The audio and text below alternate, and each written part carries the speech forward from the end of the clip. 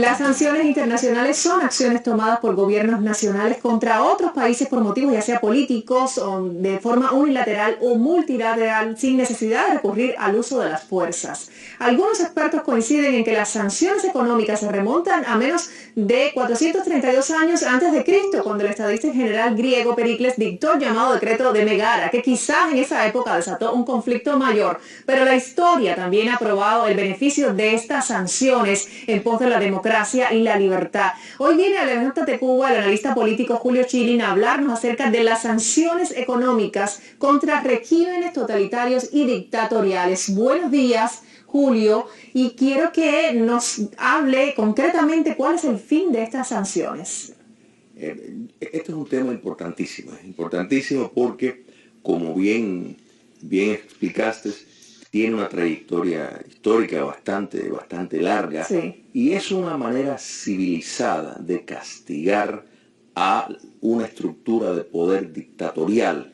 Esto no son medidas contra un pueblo, esto no son medidas contra un país per se, sino contra la estructura del poder, contra un régimen, buscando privarle de recursos.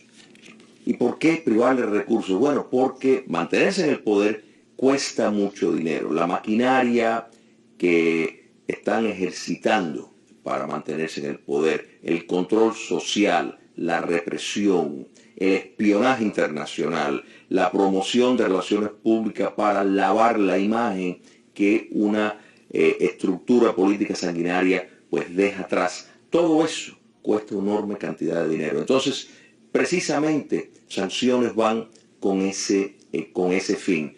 Y muchos apologistas y defensores de dictadura pues buscan minimizar y dicen no, las sanciones impactan al pueblo. Eso se escucha de forma frecuente, que lo que hacen es realmente afectar la economía y al pueblo, pero ¿cuál es la realidad de este asunto? La realidad es que sí funcionan. Primero, podemos ver que no hay un país cuyo gobierno dictatorial ha padecido sanciones que no está buscando salirse de ellas. No hay una excepción.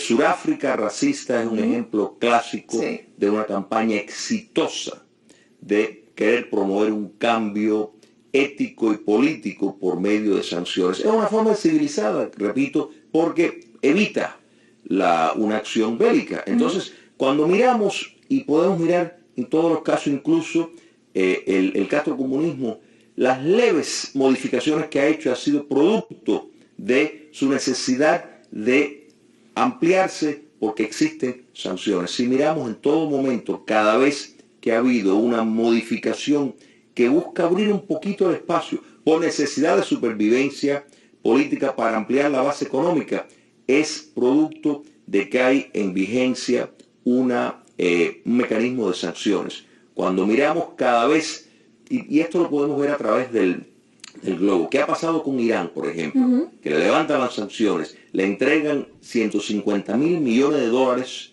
que estaban congelados, pues Irán aumenta su actividad subversiva en el mundo por debajo de la mesa lo trata de hacer, es decir, se admite un acuerdo que no iban a incumplir con estas medidas o este acuerdo, pero en cambio hay documentos que prueban que sí continuaban incumpliendo. Pero este tipo de sanciones, Julio, se pueden aplicar no solamente a gobiernos, también directamente a líderes y partidos políticos. A individuos, correcto. Y eso es una de las formas que está explícita, por ejemplo, en la ley Helms-Burton, de buscar sancionar a individuos que están traficando con propiedad robada, que están vinculados. En más moderno estamos viendo cómo en Venezuela,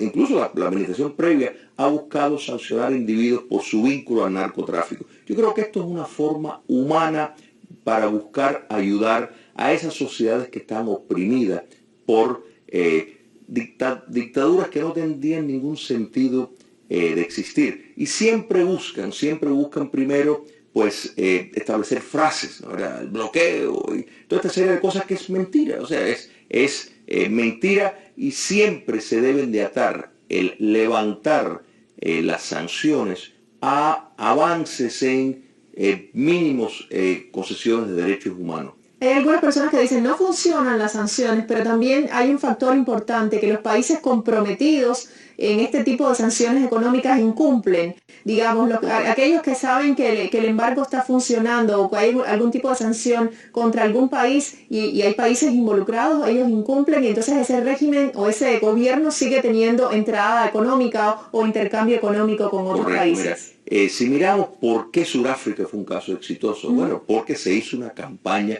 internacional que se presentaba un cierto ostracismo moral a cualquier empresa que estuviera vinculada al régimen racista. Incluso hubieron empresas que perdieron millones de dólares, pero prefirieron salir del mercado por la imagen que daban estar asociados a una dictadura como la surafricana racista. Esto, desde un punto de vista ético-moral, es necesario llevarlo y desestimular empresas que van, porque mira, cuando una empresa va a hacer negocios con una dictadura totalitaria, no es inversionista, es cómplice, porque un régimen dictatorial de corte totalitario, en efecto, te convierte en cómplice porque es el que controla, es una concesión que te da de la torta, porque controla, la economía está politizada totalmente. Entonces, a la misma vez, como tú bien señalas, ejerce una presión sobre sus gobiernos para mantener el status quo. Y eso es vergonzoso. Mira, cuando miramos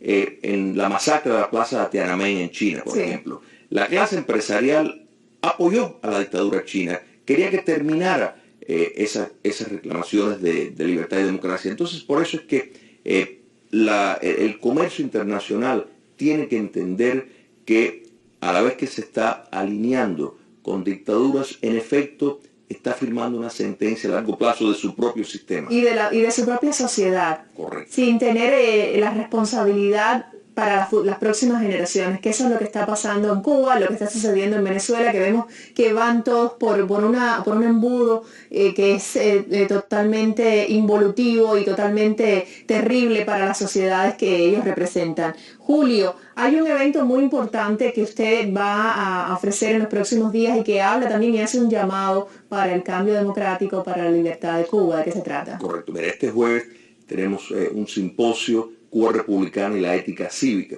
que se va a realizar en la Biblioteca Pública de West Dade, en Miami, que es totalmente abierta al público, gratuito y totalmente gratis. Mira, es conocido los logros económicos de Cuba Republicana, pero hay que entender también los logros cívicos, que por la mayor parte de sus 56 años de existencia existía una pluralidad en el ámbito político, en cuanto a sus instituciones, en cuanto al debate intelectual. O sea, toda democracia incipiente es imperfecta, pero Cuba fue una gran república, los hechos están ahí, y no solo están los avances económicos, que eso es un punto que podemos tocar en otro momento, sino, y en la parte de educación y salud sobre todo.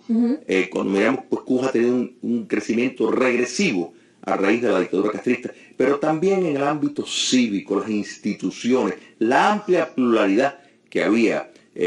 Todo eso es lo que se va a tratar en víspera de la celebración del 20 de mayo, que es la próxima semana. Pues excelente que se realicen eventos como este. Es el civismo, yo creo que es lo que lleva al desarrollo integral de cualquier sociedad. El respeto a esos principios integrales pues es muy necesario, y entonces eso es lo que haría que tuviéramos líderes que respeten las necesidades de la sociedad y que no se tengan que imponer este tipo de sanciones económicas para asfixiar, y eso lo recalcamos, no al pueblo sino a esos gobiernos dictatoriales. Julio, es un placer siempre conversar con usted, analizar esta realidad que tanto nos toca a los cubanos y que tanto toca a la región y tanto toca esa necesidad de cambio democrático en Cuba. Hacemos una pausa, seguimos con mucho más de Levántate Cuba hasta las 10 de la mañana. Gracias a todos los que prefieren seguir conectados sobre la base de la verdad en nuestras 3 plataformas de Martí.